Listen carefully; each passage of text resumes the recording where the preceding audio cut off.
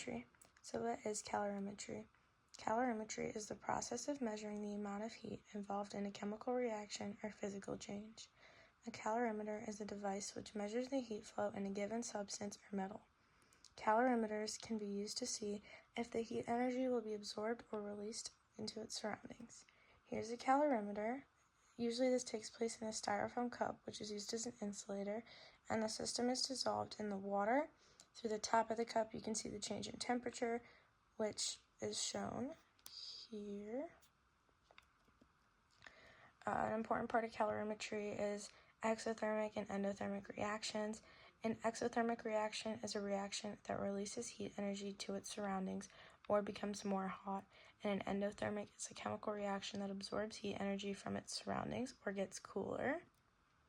Another important part is heat and temperature. Heat is the energy that is transferred between substances due to a temperature difference, and temperature is a measure of the average kinetic energy or the particles in a substance. A substance's change in temperature after absorbing or releasing heat is crucial in calorimetry. This brings us to calculating heat. The equation for calculating heat is Q equals M times C times delta T. That can be simplified. Q is the heat absorbed or released, which is in joules. M is the mass of the substance, which is in grams. C is the specific heat capacity of the substance, which is in Celsius. And delta T is the change in temperature, which is final temp minus initial temp. This is an algebra bubble. It's just an easier way to memorize the 4 different equations that can be made. You can find heat, you can find mass, you can find specific heat, and you can find temperature change. And then the algebra bubble is just a way to memorize it. If you're looking for heat, you would cover Q, and it would be M times C times delta T. Okay, so that brings us to our first practice problem. So NaOH is dissolved in water and releasing heat. Our givens are the mass of the water, which is 100 grams. The specific heat capacity of the water is 4.18 joules. The initial temperature of the water is 25 degrees Celsius, and after it's dissolved, the final temperature is 30 degrees Celsius. So for our solving steps, we need to find the temperature change first, which means we would subtract our final temperature, or 30 degrees Celsius, from our 25 degrees Celsius, which is our initial temp, to get 5 degrees Celsius in temperature change. Then we would just plug the values into the equation, Q equals M times C times delta T, which would give us 100 grams times 4.18 joules times 5 degrees Celsius to give us 2090 joules as our heat. In conclusion, the heat absorbed by the water in the process is 2090 joules. The NaOH is dissolving and releases heat, so this is the amount of heat the reaction released into the solution. Our second practice problem is going to be involving mass. So a 250 gram block of aluminum absorbs 500 joules of heat energy. The temperature of the aluminum increases by 10 degrees Celsius.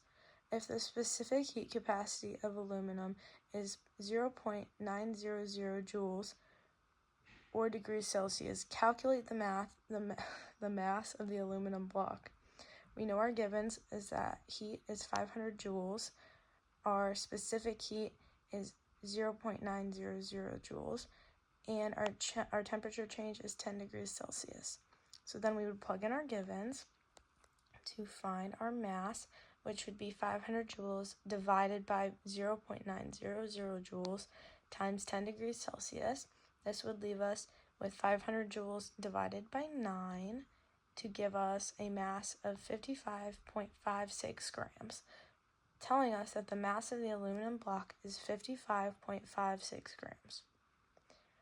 Our third practice problem is concerning specific heat. So a 150 gram sample of water is heated, which is causing its temperature to increase by 15 degrees Celsius.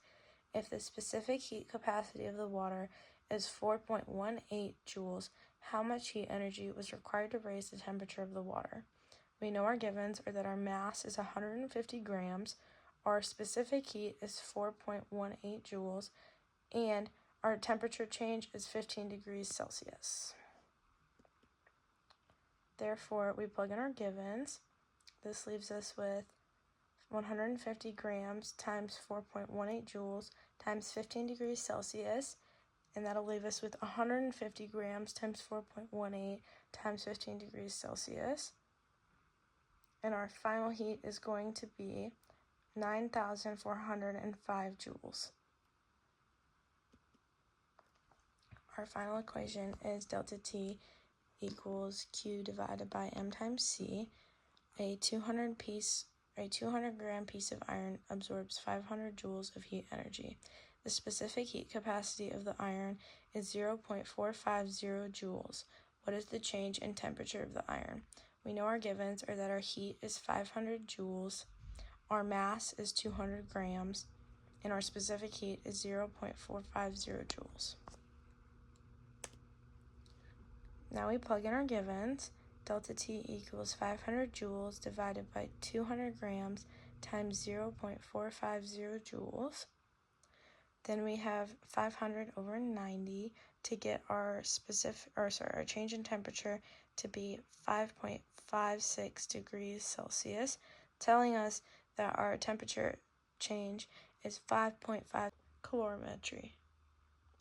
Okay, this is calorimetry. So what is calorimetry? Calorimetry is the process of measuring the amount of heat involved in a chemical reaction or physical change.